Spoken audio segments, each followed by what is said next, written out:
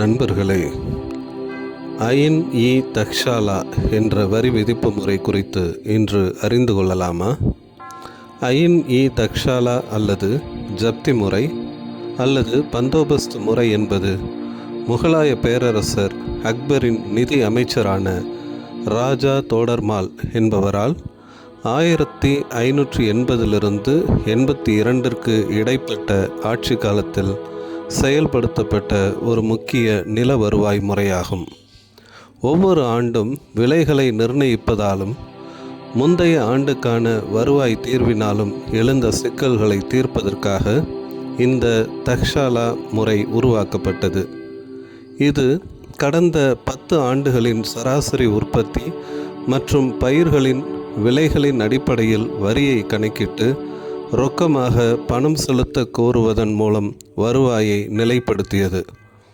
ஆண்டுதோறும் தன்னிச்சையாக செய்யப்படும் வருவாய் மதிப்பீடுகளின் குழப்பங்களை தீர்க்கவும் ஊழலை குறைக்கவும் அரசுக்கு ஒரு நிலையான தரப்படுத்தப்பட்ட வருமானத்தையும் விவசாயிகளுக்கு நியாயமான கணிக்கக்கூடிய வரி விதிப்பையும் உறுதி செய்வதற்காக இந்த முறை உருவாக்கப்பட்டது. வரி விகிதங்களை தீர்மானிக்க சாகுபடி செய்யப்படுவதன் அடிப்படையில் நிலம் பின்வருமாறு வகைப்படுத்தப்பட்டது. போலாச் என்பது ஒவ்வொரு ஆண்டும் பயிரிடப்படுவது. பரௌதி 1 to 2 ஆண்டுகள் தரிசாக விடப்பட்டது. சச்சார் 3 to 4 ஆண்டுகள் தரிசாக விடப்பட்டது. பஞ்சர் 5 அல்லது அதற்கு மேற்பட்ட ஆண்டுகள் சாகுபடி செய்யப்படாமல் இருந்தது போன்றவற்றின் அடிப்படையில் வகைப்படுத்தப்பட்டது. மேம்பட்ட துல்லியத்திற்காக கயிறு அளவீடுகளுக்கு பதிலாக ஜரிப் எனப்படும் இரும்பு வளையங்களால் இணைக்கப்பட்ட மூங்கில் தண்டுகள் பயன்படுத்தப்பட்டன. இடைக்கால இந்தியாவில் ஒரு அறிவியல் பூர்வமான விவசாய மதிப்பீட்டை நிறுவுவதில் இந்த முறை முக்கிய பங்கு வகித்தது. இந்த முறை மூல்தான், டெல்லி, அலகாபாத், அவத், ஆக்ரா மற்றும் லாகூர் ஆகியவற்றை உள்ளடக்கிய பேரரசின் முக்கிய மாகாணங்களில் மட்டுமே பயன்படுத்தப்பட்டது. இந்த முறையை பயன்படுத்தி 10 ஆண்டுகளில் பயிர் விளைச்சல் மற்றும் விலைகள் குறித்து ராஜா தோடர்மால் ஒரு முழுமையான கணக்கெடுப்பை நடத்தினார். அக்பரால் நிறுவப்பட்ட தக்ஷாலா முறையானது பல்வேறு பயிர்களின் சராசரி விளைச்சலையும் கடந்த 10 ஆண்டுகளில் நிலவிய சராசரி விலைகளையும் கணக்கிட பயன்படுத்தப்பட்டது. சராசரி விளைச்சலில் 1/3 அரசுக்கு கிடைத்தது.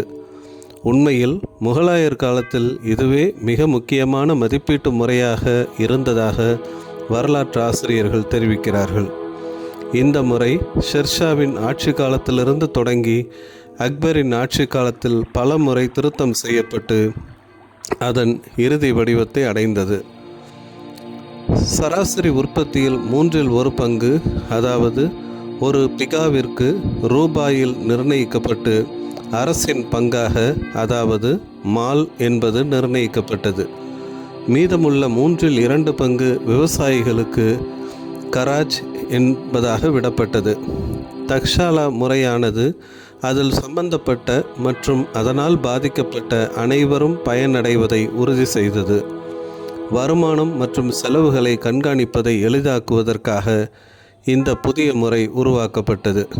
இந்த முறை நீண்ட காலமாக நடைமுறையில் இருந்ததால் அரசாங்கம் அதில் இருந்த சிக்கல்களை கடந்து அதை செம்மைப்படுத்த முடிந்தது. தக்ஷாலா முறையானது அரசாங்கத்திற்கு செலுத்த வேண்டிய தொகையில் எந்த ஏற்ற இறக்கங்களோ அல்லது நிச்சயமற்ற தன்மைகளோ இல்லை என்பதை உறுதி செய்தது. இதனால் விவசாயிகள் தாங்கள் எவ்வளவு செலுத்த வேண்டும் என்பதை துல்லியமாக அறிந்து கொள்ள முடிந்தது. மேலும் எந்த விளக்கமும் இல்லாமல் வெவ்வேறு விவசாயிகளிடமிருந்து தன்னிச்சையான தொகைகளை வசூலித்து அவர்களை சுரண்டும் அதிகாரிகளிடமிருந்தும் இந்த விவசாயிகள் பாதுகாக்கப்பட்டனர்.